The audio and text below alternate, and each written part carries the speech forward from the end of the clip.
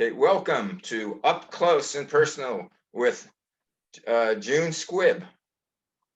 I'm saying a working actress because she's been working for the last how many years? Well, since I got paid for it in the really early 50s, probably 1951, 52. So, wow, we're working solidly for 70 years. Yes, yeah. Fantastic. hmm What are your earliest recollections? What is the first show you did? That was Broadway, right? Or off Broadway? Oh, no. In New York, Yeah. the first show I did was an off-Broadway straight play, and it didn't last at all. And then one of the first things I did was The Boyfriend, which was a big success. And I was in that for a summer. We did a summer tour. And then it opened off Broadway and it played about 3 years, which at that time was amazing. And I was in it for a year and then came out here to California, to Los Angeles, and did a version of the Ivar. This was all before 1960. This was still in the late 50s. Wow. Yeah, it was The Boyfriend that sort of gave me my first name in New York, where people began to know who I was. Well, did you have to be a member of the union then, or? Oh, I was a member of the union before I came into New York. I was a member of the union from summer stock. Where did you do summer stock? Well, the summer before New York, it was in Maryland, in Silver Springs, Maryland. And that's where I got my equity card. Ah. Cleveland, I was at the Cleveland Playhouse for 5 years before I came to New York, but that was not union at the time. It is now, but it wasn't then. Now, were you, as a young girl, did you always want to be an actress? I read where your mother was a pianist doing silent films. Yes. Yeah. No, I think I always did. I have often said I came out of the womb knowing I was an actress. And that's all I ever thought of myself as. Huh? Yeah. Well, you've done awful well at it. Now, I came to know you as a name when you did the Nebraska. I think that's a lot of people discovered you. A lot of people, because of film and television, and I had done some, but that basically was probably the biggest thing I've ever done on film or television at the time. Yeah, well, and that it made my name out here, or in the film industry. Right. Well, again, now I see some of the old films, and your voice is very distinctive. Oh, by the way, I was just let the people know she's my neighbor. So I've known her before in Nebraska, but I knew she was an actress, but I really didn't know what she did. But now all of a sudden, I see movies, and I'll be doing something else, and having the movie on the background. Then all of a sudden, I hear a voice, and say, "Oh, that's June Squibb." Mm-hmm. Yeah, I'm lucky I have a voice that people recognize. Well, I noticed, let's get to the current before we go back into your this is your life thing. We'll bring back people that you went to high school with. I have them in the wings. All of a sudden, you're going to have a ring on the door. And this is your best friend from high school. Right. Or this is your first boyfriend. Aha. Anyway, I see where you're doing a lot of animated things, animation. I started doing that a few years ago with Toy Story 4. Mm-hmm. And I was about the same time they asked me to do Toy Story 4, and then it was delayed because of studio problems. And so I had that, but we weren't doing it. And then I started getting television series animated. And now I'm working on about 3 or 4 different television series and features when they come. I did Soul, which is a Pixar, which is going to be opening soon on Disney Plus. Well, I tell you, I get confused. I don't know about you. I'm from the old school. I remember when there were 3 networks. Uh-huh. and you know, the major shows were on the networks. Now what you have to do is, in the house I have, you know, HBO Max, Disney, Prime All the Ticket, streaming, Netflix, yeah, Hulu. And in yeah. fact, I very rarely watch live television now. Yeah, Ever. no, I mean, I think people, that's what people do. Yeah. And I shot a lot last year. I shot about 5 or 6 feature films, one right after the other. And now they're all streaming or are going to be streaming because that's what they're doing with the new films. So just getting to a personal matter, is there a difference in the rate of pay, or how much they pay you, or residuals? No, not real. There is, and I could not tell you for the life of me what it is.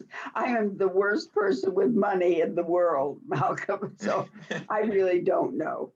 Oh, because I guess this is a big thing for agents, you know, Yeah, when they're and I doing know there business. have been some changes, but I haven't felt it that much. Oh. I mean, well, there has to be, because there's no theatrical releases now, and I don't know when they will come No, back. I think it'll be a long time, before you'll get them. Well, I know I would be uncomfortable going into a movie house. Yeah, it would be hard to do now. Yeah, because of they would all have to change, you know, their air conditioning, the way you're breathing the air, and Yeah. having separated seats. But the streaming thing is amazing because so many people see it. I think more people see it than did when it opened in a theater. Oh, definitely. They have when things are on TV or the streaming. Well, everyone has streaming now. In fact, I Yeah, don't know the difference between streaming and television. I call it the same. yeah. Well, I think it will get more and more that way, where you'll just have access to everything, and you won't think about it. Well, I'm a little sorry for that, because I enjoy that whole process of going to the movies. Of Well, it, I do too, but I think more and more people were not doing that. They were waiting for films to open on television, to come to television. yeah, well, but it's more of a Mm, social thing, and especially, well, drama is one thing, but the action movies you have to see on the big screen. mm, I mean, so some of those, you know, superheroes really mm. doesn't translate to a smaller screen, even if you have a 65, 70-inch TV. Yeah, no, it's different. It's very different. I mean, you've probably seen a lot of difference in your acting. Have you seen any difference of directors or fellow actors, or everything is consistent? I think it's consistent. I haven't seen people changing because of the new way of publicizing or of letting a film out. No. Well, you basically, your early life was basically, as you say, theater. That's all I did was theater for years. And I started, I guess it was in the 80s, late 80s. And I had never really done, I think I had done Law and Order, the one in New York, because everybody did those. I Yeah. think I had done 2 or 3 of those. But I came to my agent and I said, I really think I should be doing film. I said, they're shooting more and more in New York. And I know a lot of people, a lot of actors that are working in them. He said, okay. And the next week I had an audition with Woody Allen for Oh, Alice, and I got it. And that was my first film. That was my first feature. how is working with Woody Allen? I hear he's sort of a Oh, I strange loved him. character. I loved him. I loved him. This was years ago. I haven't, had any occasion to even see him since, or not since, but in the Well, for a long time. I mean, I love Woody Allen. He's like me, an erotic Jew from New York. Yeah. No, I just loved working with him, and I just appreciated him so much.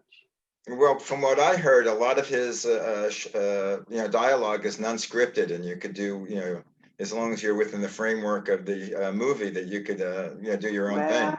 I don't know about that. He's very, he gives notes and he tells you. Except he was interesting. I would never forget this. The first thing he said to me was, "I don't care what you do, just be real." Ah, And he meant uh, it. And I think that's what he's always after, is the reality of what he's doing. Yeah, I mean, again, this is why I like doing something like this. This is real. This is, this is you Yeah. here or me here. It's no one is writing our lines. Yeah. Okay, so let's go back to when did you get to New York? Did you? I got to New York, I think it was 56, 57, somewhere around there. And I don't remember exactly, but it was either 56 or 57. Where you? I mean, you've done road companies, or you've done out of New York shows. In the. I've done summer stock and regional, and I did one road company, and that was Gypsy. I didn't do a lot of road work at all. That's the only thing I did. Uh-huh. And did you come to New York with a job, or did you just come here in a flyer? No, but I came with a lot of people, because a lot of people, I was married, and we had a best friend, Jack Lee, who was a conductor and voice coach. And my husband and Jack and I all lived together in New York. And there was a lot of people that left Cleveland at the same time we did. So there was a big influx. It was like networking was easy, because it was all people I knew and had come from the Cleveland Playhouse. And some of my first work was because of that. Where did you live in New York when you came? I'm an ex-New Yorker, and I lived around that area. We lived on the Upper West Side first, and then in the Village, and then way up on the West Side. And then I ended up on 80th Street for 30 years between Broadway and Amsterdam. Oh, no wonder why we have an affinity. I lived on 90th and Central Park West. Yeah. And my brother still lives on 74th between Broadway and West End Avenue, across the street, the Ansonia Hotel. Yeah, the old Ansonia. Yeah. But, so basically the whole West Side, all from the Village all the way up to 103rd. Yeah, again, I love that area. You just say. Yeah, it's great. And now it's or it was, I assume it still is, but it was the best area in New York. We saw it changing because we moved to 80th Street in the 70s. And I just left the apartment. My son and I left it about 5 or 6 years ago, gave it up completely. Oh, you get out too big. I should have known you. I should have known that. I would have taken it from you. Well, they were thrilled to get it back. To be honest with you, the owners were. So yeah, but what they did. 30 years. Yeah, I know my brother's apartment on 74th Street. They turned that into condos or co-ops, but he never bought it, so that he's paying still the low rent. Yeah.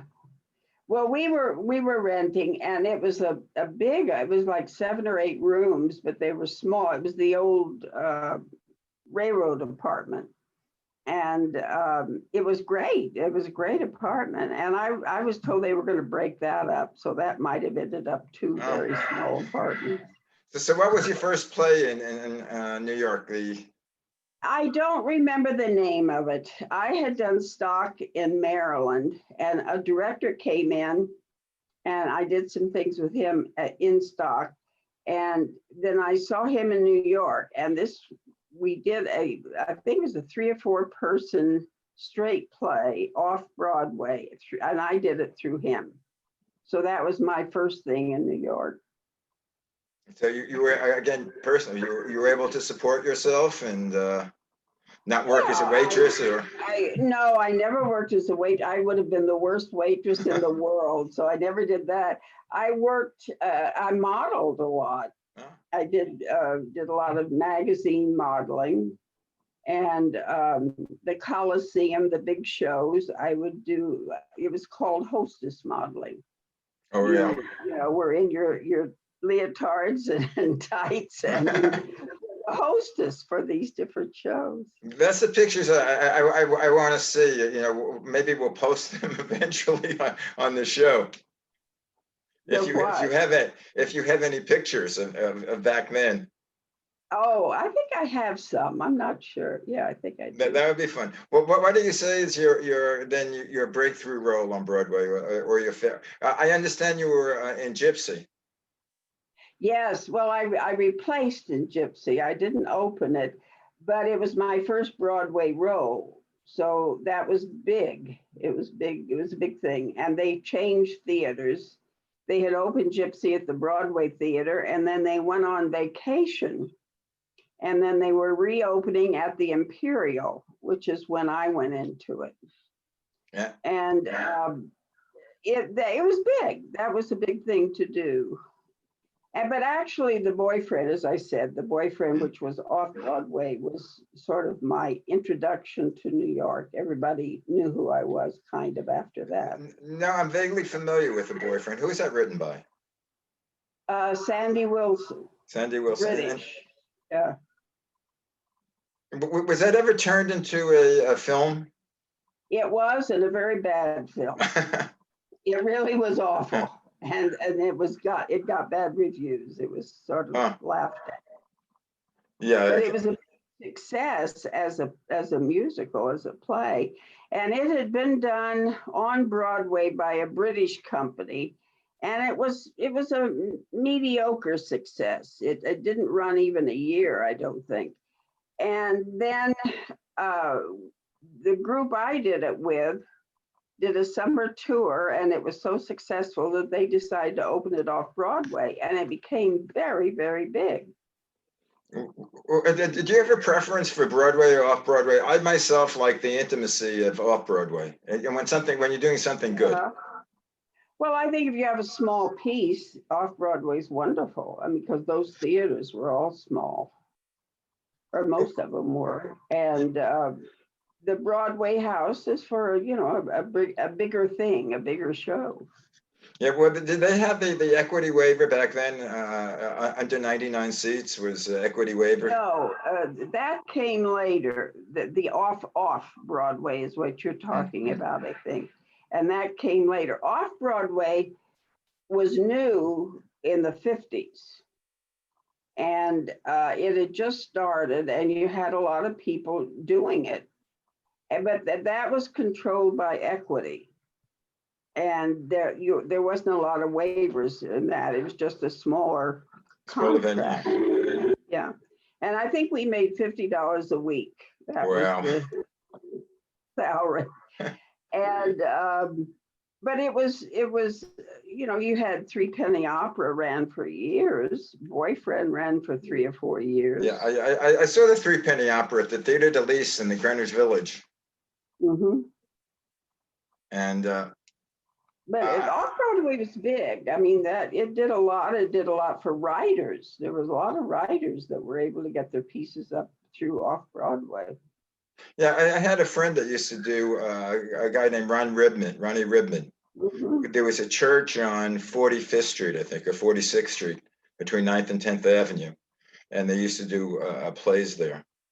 Mm-hmm. And I think he won whatever awards there are to win, for off Broadway writing. Yeah.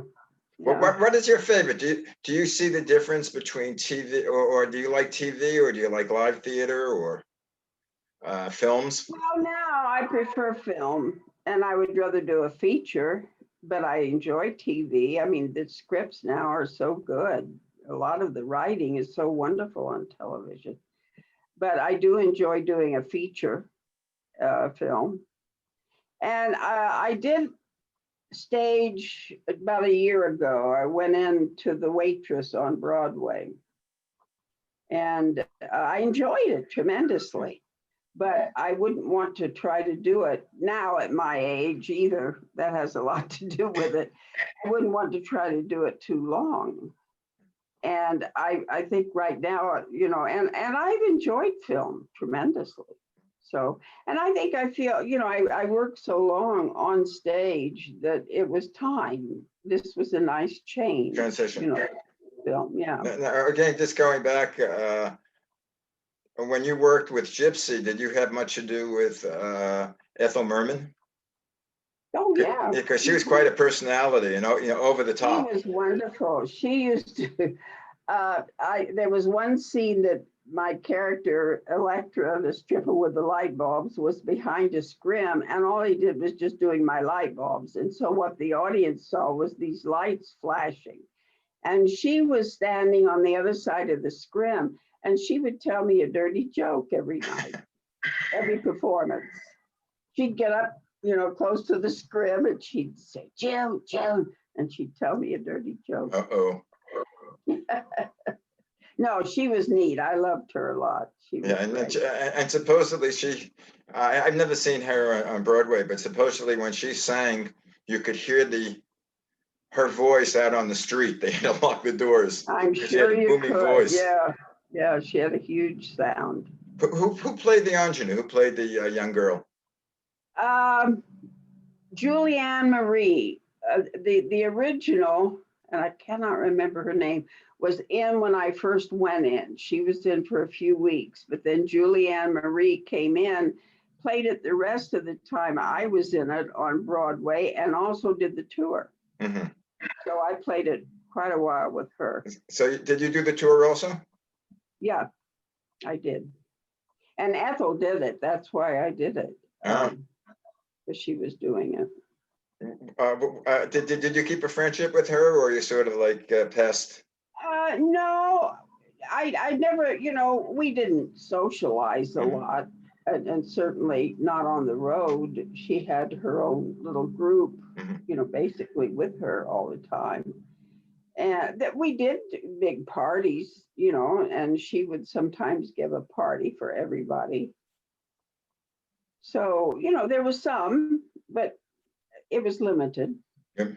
Were there at that point? Was there a lot of drugs involved, or people that would whether marijuana or cocaine?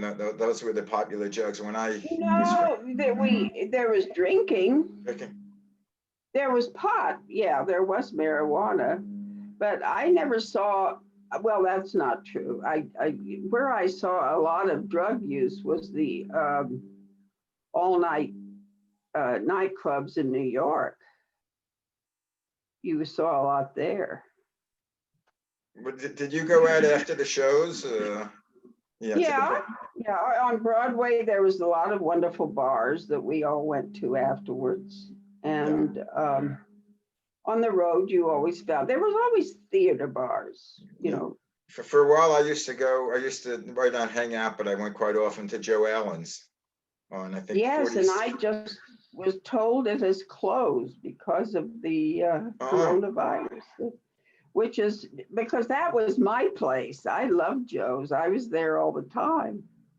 And whenever I was in New York, and it might not reopen. That's what I was oh, told. that would be a shame. I think they had a Yeah, Joe Allen's out here that I don't know if it's that still open. closed. Yeah, They closed that I was also. out here. Yeah, I was at it. It was a nice restaurant too. Yeah, because one of our other neighbors, I don't know if you know Earl. I think he was working there as a manager or something, and the one out here. Oh, really? I do know Earl. Sure. Yeah. Yeah. Yeah, I don't know about you, but I still, in a way, miss New York, and I've been living out here 40 years. It's still, I do. There's certain things that I miss, but there's other things. I think that before I left it, that it was getting hard because of my age. As I got older, I think New York got harder. Now, some people don't feel that. Some people feel as they get older that it's fine in New York. But for me, it wasn't. I used to walk so much and walk everywhere. And as I got older, that got harder to do. well, you're walking, you don't realize you're walking because Yeah, it's life. I remember when yeah, I visited New York, and I'm staying in Manhattan, and I still take subways. And you don't realize, you have to walk, 3, 4 blocks to the subway, then you walk down, then you right. walk over, Yeah, then you walk up. yeah, yeah. But there's a certain excitement that I find in the city. Yeah, Oh, which I yeah. call the New city. York. Yeah, New York has that. I was there all last fall shooting 2 or 3 things. What were you shooting back then? I shot The Humans in New York at the Steiner in Brooklyn, and I shot something that's playing on Apple, a TV series. Uh, Little Voice. Kelly just reminded me. Little Voice, and that was Jesse Nelson and Sarah Bareilles wrote that, Yeah. and I did 5 or 6 episodes of it. Well, it seems, from your list of work that you probably, can keep busy at least till 110, 120, hopefully. Well, we'll see, Malcolm. We'll see. I'm thrilled to have all this animation work now. Yeah, We do it here at home. yeah, it's like doing this show. I could do the show, from the house, and you're in your house. Yeah.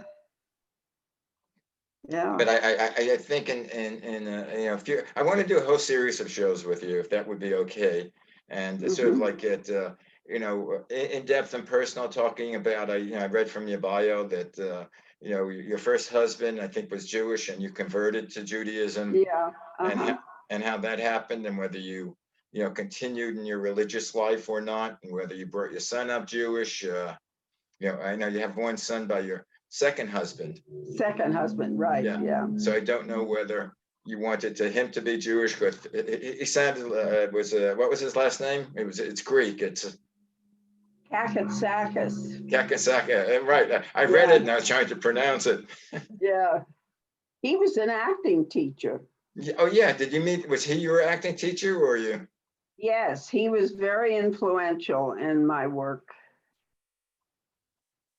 You met him in New York when you were living there? Well, in summer stock, but in New York. I was living in New York at the time. Yeah. Well, I was doing documentaries in New York, and for a time I said, I wonder how it was to be in front of the camera or on stage. So I took a year over to HB Studios. Oh, yes. Herbert Bergdorf in the Village. Yeah. And the thing was, I would get so nervous doing a scene in front of the class. If I had a scene to do the night before, I couldn't go to sleep and my stomach would be churning. Were you frightened at all to go on stage, or before? Well, I think sometimes, yeah. I mean, especially when you're opening something, it's a little scary because you don't know. You really are sort of leaping in without knowing what's going to happen. But otherwise, you were, once the show was a success, or then you were fine. Yeah. Because I think I don't have that so much with films. It was just that thing of when the curtain opens, what's going to happen when you're opening a show, when you really don't know what's going to happen. Well, that's what I've heard from various friends that have been both on film and on the stage. That on the stage gives them more life because they don't know what's going to happen. Yeah. Their excitement, their excitement is up. On film, if you fluff a line or do something, okay, stop, take, let's retake that, cut. Yeah. But in stage, it's what you get. I grew up in the days, I used to work over to WNEW TV, Channel 5, and that was the days of live TV. And I think my first job or second job, I was working as with Soupy. I was a prop man. I was getting prop for Soupy Sales, Sonny Fox, Sandy Becker. So it was fun, but it was live television. What you saw is what you get. Yeah. And that was exciting. That's why I like doing this. Well, it's not live. We're on, Zoom, but basically, is what you see is what you get. In fact, some of the best TV shows I've had have the flubs in them. Sort of like the Cara Burnett show. She always kept all those scenes that were unrehearsed. Or Red Skelton, he always used what he got. What he got, and it was funny because he was always laughing at himself. Yeah. Were there any famous or infamous type of things that you remember from being on stage that you or somebody else goofed? Oh my, yes. I mean, you forget. And I remember once in Gypsy, we were doing the number, You Got to Get a Gimmick. Yeah. And I forgot my lyrics and I started making them up. I never stopped talking or singing. I just sang away, but all these words. And the other two strippers were looking at me like, June, what are you doing? And afterwards we came off stage and they were saying, what are you doing? What were you doing out there? And I said, well, I forgot. So I just made up words. Yeah, well, you can't say, okay, stop rolling. Yeah.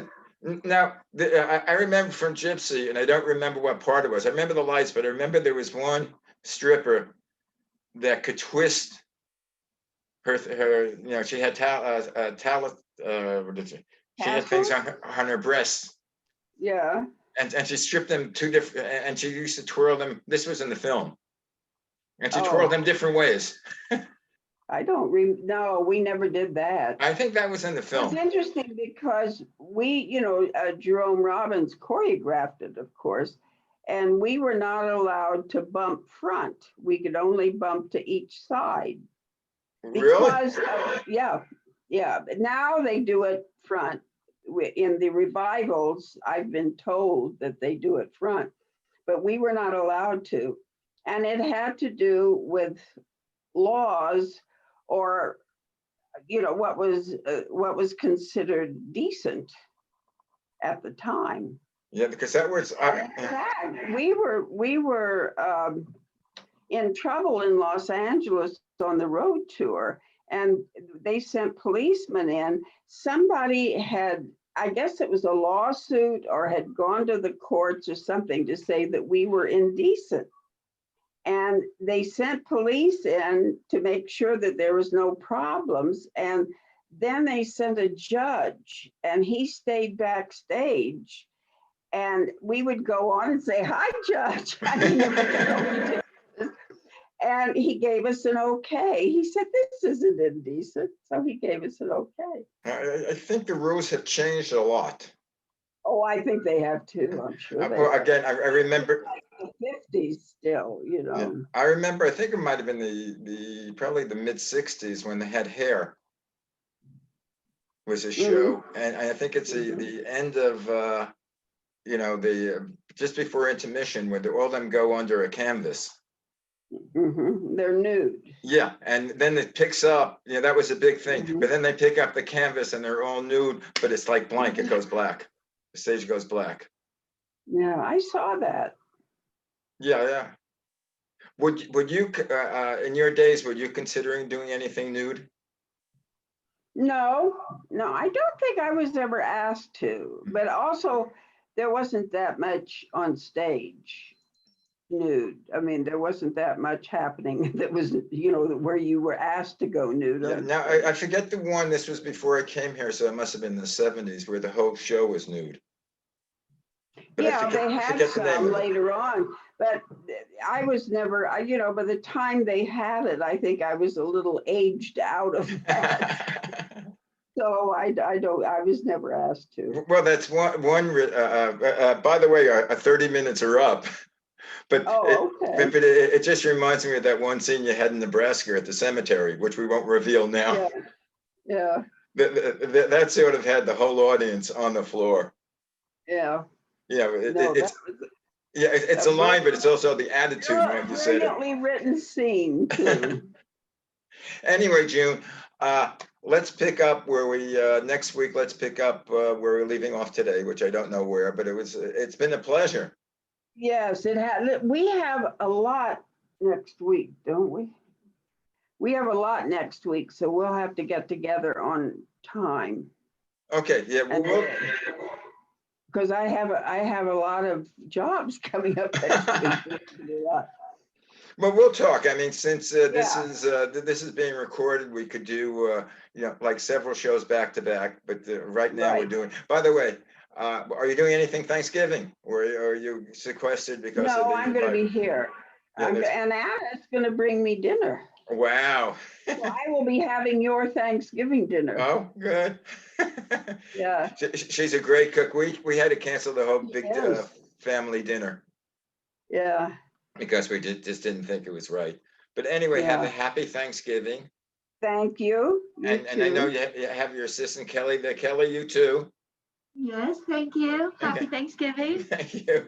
And See you later. see you later. Bye-bye. Okay, bye-bye. How do we get it off? How do you get out? No, this, I press N.